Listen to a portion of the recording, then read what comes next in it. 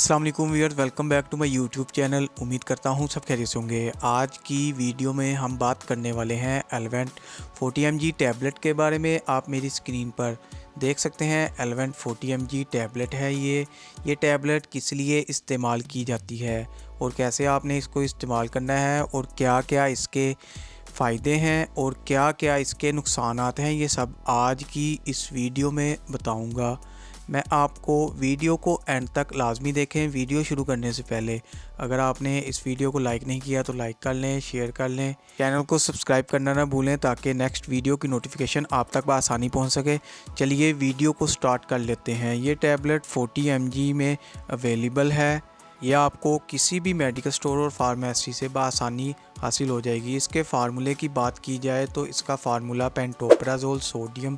दोस्तों, ये टैबलेट मैदे के लिए इस्तेमाल होती है। बहुत सारे लोगों के मैदे में अल्सर हो जाता है। इसके लिए भी आप एलेवेंट टैबलेट का इस्तेमाल कर सकते हैं। बहुत लोगों का ये मसला होता है कि मैदे में दर्द होता है, मैदे में जलन होती है, बदहज़मी होती है, सीने पर जलन होती है, पेट में गैस बन जाती है, कब्ज़ होती है। तो आप इसके लिए एलेवेंट 40 mg टैबलेट का इस्तेमाल कर सकते हैं।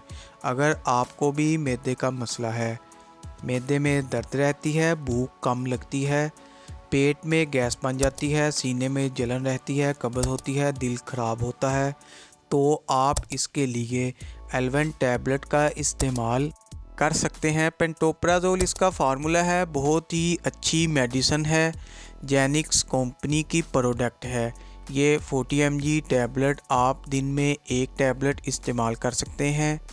अगर आप इसको चाहें तो खाना खाने से पहले भी इस्तेमाल कर सकते हैं, चाहे तो आप इसको खाना खाने के बाद भी इस्तेमाल कर सकते हैं पानी के साथ।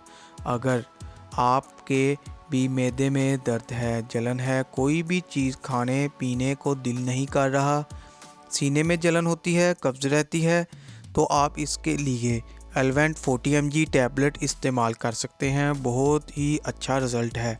40 mg आपने एक मरतबा दिन में इस्तेमाल करनी है। अब बात करते हैं इसके साइड इफ़ेक्ट्स के बारे में। तो इस टैबलेट के इस्तेमाल से आपको सर में दर्द हो सकता है, मुंह का खुश्क होना, आपको मोशन वगैरह लग सकते हैं और आपके स्किन पर एलर्जी वगैरह बन सकती है। इसके साइड इफ़ेक्ट्स बहुत ही कम है, ये किसी लोगों पर होते हैं।